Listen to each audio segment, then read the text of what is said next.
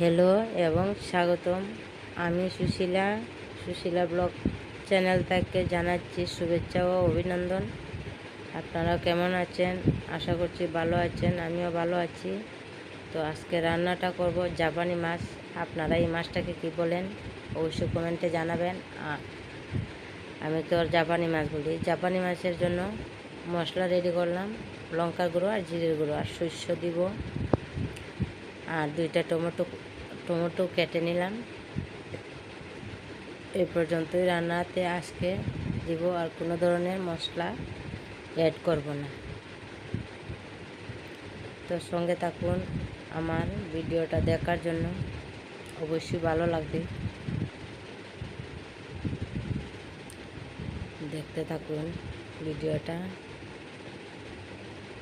মশলাটা বেটে নিব আমি, মশলাটা না সর্ষেটা আমি বেটে নিব। আর দেখুন মাছগুলো একদম ফ্রেশ করে ধুয়ে নিলাম। মাছটা একদম টাটকা। আমাদের এখানে মাছ তো কিনে আনতে হয়। তো মাছে আমি লবণ আর হলুদ দিয়ে নিলাম। আর এদিকে কড়াই বসাই, কড়াইয়ে তেল দিয়ে দিলাম। তেলটা গরম হচ্ছে। তো তেলটা গরম হতে হতে আমি মাছের মধ্যে লবণ আর হলুদ মেখে নিলাম। দেখুন এইভাবে আমি লবণ হলুদটা খুব ভালো করে মেখে নিলাম। মাছকে ভালো করে মেখে আমি মাছগুলো সবগুলোকে ভেজে নিব। বেশি মশমশা করে ভাজবো না।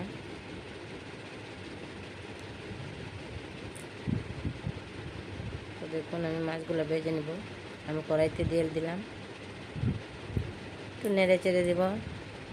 নেড়ে চেড়ে দিলে খুব ভালো হয়, নিচে দিকে লেগে যায় না, খুব সুন্দর উঠে যাবে মাছটা।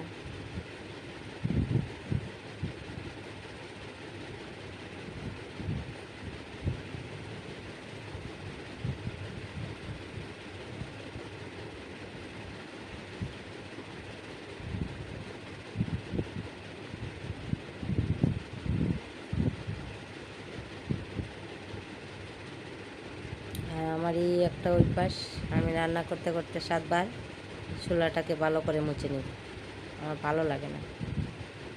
তো দেখুন আমি খুব সুন্দর করে মাছগুলো সবটা ভেজে নিলাম।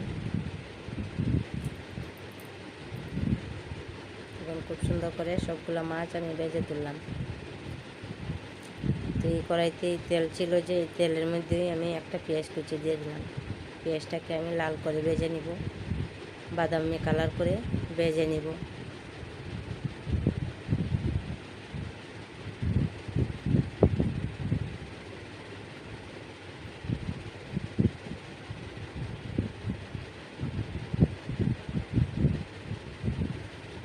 এভাবে নেড়ে চেড়ে খুব ভালো করে আমি পেঁয়াজটাকে ভেজে নিব।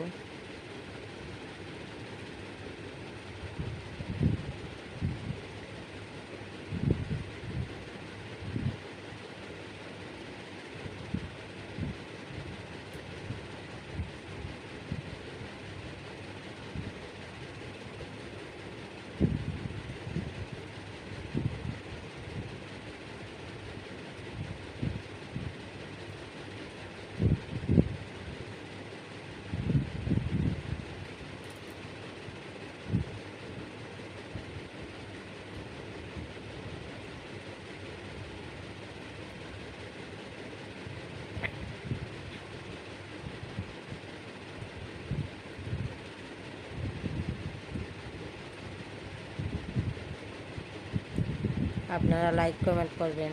লাইক কমেন্ট করলে খুব ভালো লাগে ভিডিও বানাতে।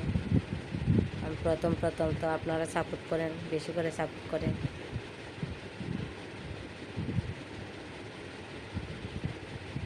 আপনাদের সাপোর্টে যাতে এগিয়ে যেতে পারি।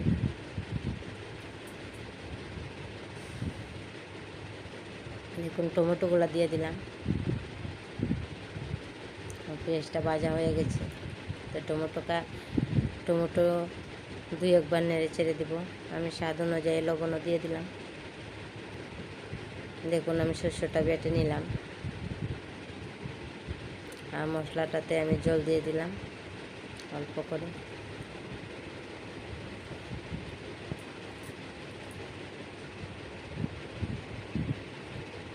হলুদ গুঁড়ো দিয়ে দিলাম। হলুদ গুঁড়ো দিয়ে এইভাবে আমি নেড়ে চেড়ে দিলাম।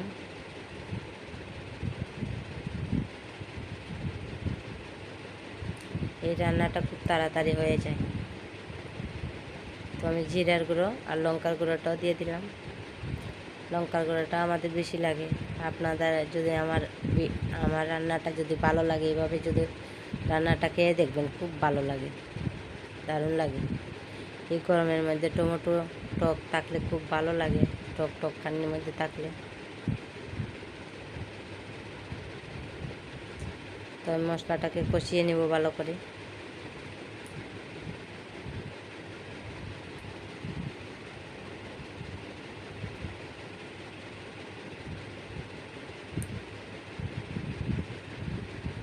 আর রোজ রোজ একরকম রান্না তো ভালো লাগে না, খেতে তো ভালো লাগে না। তাই রান্নাটা বদলে রান্নাটা করলে খুব ভালো হয়।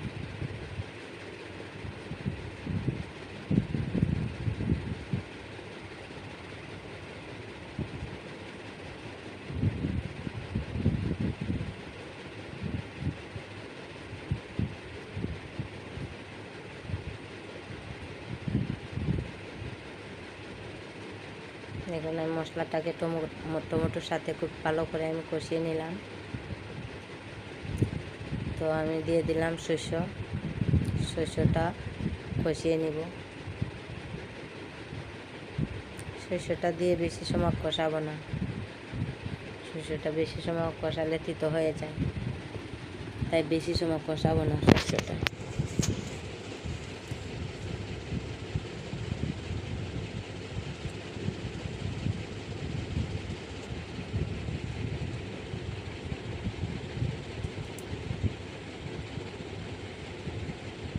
তো আমি মাছগুলো দিয়ে দিলাম, সবগুলো মাছ।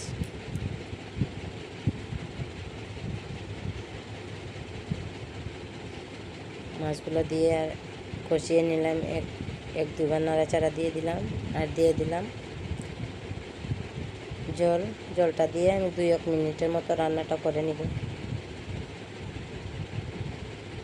তো দেখুন আমার রান্নাটা হয়ে গেছে, খুব সুন্দর হয়েছে। অবশ্যই এইভাবে আপনারাও খাবেন, রান্নাটা করে খুব ভালো লাগে, দারুণ হয়েছে রান্নাটা।